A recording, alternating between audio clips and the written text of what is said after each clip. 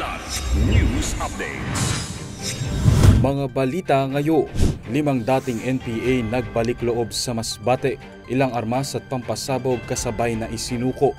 DMW inilagay sa heightened alert ang buong Middle East kasunod ng tensyon sa pagitan ng Israel at Iran.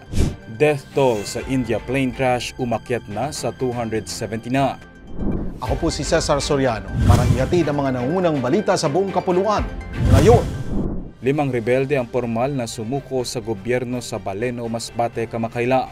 Sa tulong ng 96th Infantry Battalion at lokal na PNP, ipinresenta ang 5 dating miyembro ng New People's Army o NPA sa lokal na pamahalaan ng Baleno, dala ang 2 M16 rifle, 2 caliber .45 pistol, 5 magasin at samot-saring bala at ilang personal na kagamita.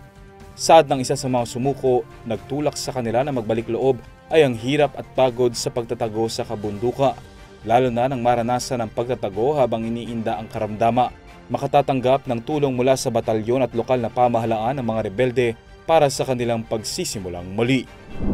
Naka-heightened alert na ang Department of Migrant Workers o DMW para mag-assist sa mga overseas Filipino workers o OFW sa Middle East. Kasunod ito ng lumalalang tensyon sa pagitan ng Israel at Iran.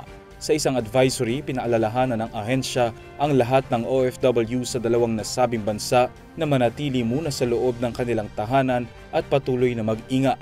Tiniyak din ng ahensya ang patuloy na koordinasyon at pagmamonitor sa sitwasyon.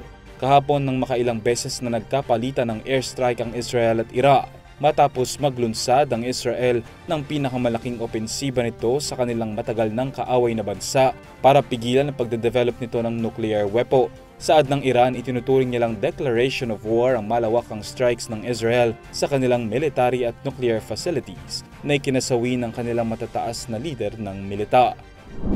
Umakyat na sa 279 ang bilang ng mga nasawi sa pagbagsak ng Air India passenger plane noong June 12.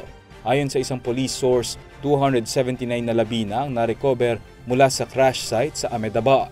Isa lamang ang nakaligtas sa 242 pasahero at crew na sakay ng Boeing 7878 Dreamliner nang mag-crash ito sa isang hostel para sa staff ng isang local medical college.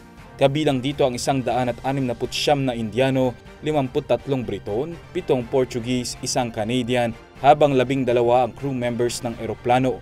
Tinatayang nasa 38 katao naman ang nasawi sa pinagbagsakan nito. Isinasapinal pa ang opisyal na bilang ng casualties sa oras na matapos ang proseso ng DNA identification. Para sa Kidlat News Channel, ako si Renz Zalinon, nag-uula. ako po si Cesar Soriano kasama nyo sa bawat pagbuto ng balita.